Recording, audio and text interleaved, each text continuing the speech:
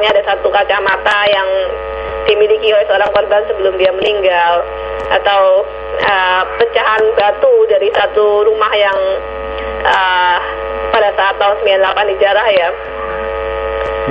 Okay. Kami coba kumpulkan semua itu bisa menjadi peringatan kepada kita semua dan kepada negara untuk tidak membiarkan peristiwa ini berulang.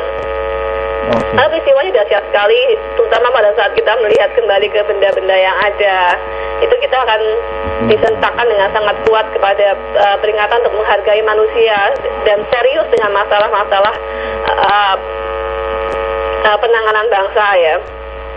Jadi hubungan antar etnis, masalah keamanan, masalah ekonomi, ini tidak seharusnya tidak menjadi pemikiran kita atau negara secara serius. Masih. Kita bisa melupakan atau memikirkan hanya diri sendiri, tetapi ini tidak akan menyelesaikan masalah. Memang adalah tugas negara untuk menjalankan fungsi keamanan, fungsi memberikan kesejahteraan kepada warga negara.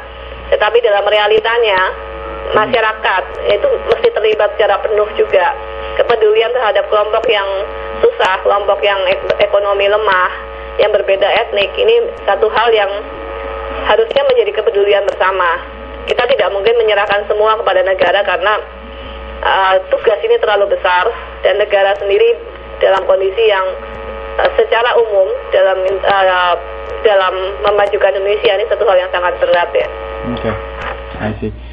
Esther, ini ada pertanyaan susulan nih dari teman soal undang-undang kewarganegaraan RI yang tahun 2006 diloloskan oleh parlemen itu.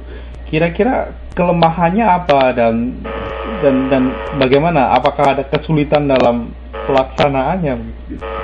Kesulitan tetap banyak ya, terutama ke etnis Tionghoa yang memang dulunya banyak dilingkupi peraturan yang tidak jelas, tidak karu-karuan. Banyak peraturan yang tidak jelas tapi punya dampak hukum yang luar biasa.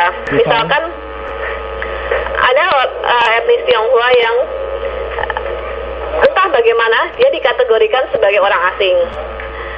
Nah, untuk bisa kemudian dia mendaftar kembali menjadi etnis Tionghoa, peraturannya sudah menjadi rumit karena dia diposisikan dia adalah orang asing. Jadi dia harus punya dokumen-dokumen untuk melaporkan diri secara terus-menerus sebagai orang asing di Indonesia, yang akan makan biaya sangat besar kalau dia berubah menjadi etnis Tionghoa. Saya menjadi etnis Tionghoa Indonesia ya, warga negara Indonesia. Jadi ada orang yang stateless, yang sama sekali tidak punya surat-surat dan belum dikategorikan asing. Ada juga yang dikategorikan asing karena ketidaktahuan mereka. Untuk yang sudah dikategorikan asing ini sendiri, ini menjadi rumit karena kalau mereka berani melaporkan diri bahwa mereka punya kasus demikian, mereka berhadapan dengan misalkan masalah karantina, masalah denda administrasi yang mungkin nggak akan terbayarkan. Seperti ada seorang buruh ya, dia itu buruh cuci, dia mencoba mengurus surat-surat kewarganegaraan, itu pihak pejabatnya, maklarnya mengatakan menghitung dengan baik. Dia bilang, ini Anda mungkin akan kena uang sekitar 25-50 juta itu. Karena Anda dulunya dari Surabaya, lalu Anda pindah ke Jakarta, surat-surat nggak lengkap, ini masalah imigrasinya luar biasa. Nah, untuk orang yang tidak punya pemahaman hukum, tidak punya cukup uang, tidak punya kemampuan untuk mengakses seorang lawyer atau yang mampu membackup dia, tentu dia akan sangat khawatir dengan pertama biaya yang besar dan kemungkinan kedua adalah masalah karantina. Ya. Karena dianggap orang ini orang asing yang tidak pernah melapor ke pemerintah Indonesia. Apalagi kalau karena ketidaktahuannya, mereka membuat surat-surat yang ilegal. Misalnya membuat KTP yang tidak dengan proses yang sesungguhnya, membuat paspor dengan jalan tembak ya.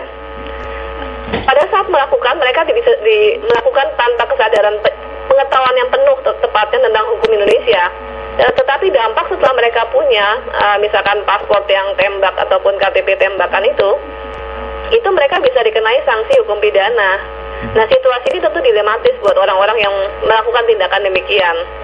Kalau mereka mengakui, mereka bisa kena berhadapan dengan kepolisian, dengan imigrasi dan seterusnya. Tetapi kalau tidak mengakui ini, mereka akan terus statusnya tidak jelas. Jadi keberadaan undang-undang kewarganegaraan ini belum melindungi sampai hal-hal teknis yang sedemikian di lapangan. Oke. Ya. Oke.